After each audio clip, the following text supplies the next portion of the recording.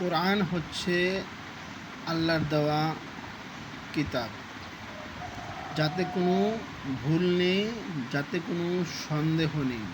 আল্লাহ কোরআনুল কারিমের শুরুতেই বলেছেন, আলিফ লাম মিম যালিকাল কিতাব। এই কিতাবে কোনো সন্দেহ নেই, কোনো ভুল নেই। আর এটি হচ্ছে মুমিন মুসলমানের জন্য শুধু নয়, সারা সৃষ্টির জন্য, সারা দুনিয়ার সমস্ত সৃষ্টির জন্য এই কোরআন পাঠিয়েছেন।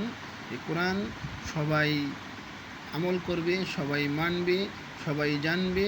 আর এই কোরআন যদি কেউ মানে, কোরআন যদি কেউ আমল করে, তার জন্য দুনিয়া তো আল্লাহ শান্তি রেখেছেন, আখিরাতেও শান্তি রেখেছেন।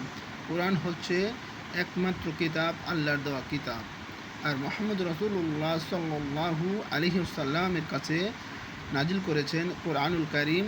আমাদের নবী, শ্রেষ্ঠ নবী, বিশ্ব নবী মুহাম্মদ রাসূলুল্লাহ সাল্লাল্লাহু আলাইহি ওয়াসাল্লাম শ্রেষ্ঠ নবী, শ্রেষ্ঠ কিতাব। আর শ্রেষ্ঠ কিতাব পেয়ে, শ্রেষ্ঠ নবী পেয়ে মুসলিম হতে পেরে যারা যারা গর্বিত, যারা যারা আনন্দিত, খুশি, তারা আমার এই চ্যানেলটিতে সাবস্ক্রাইব করে একটি করে লাইক দিয়ে যাবেন ইনশাআল্লাহ।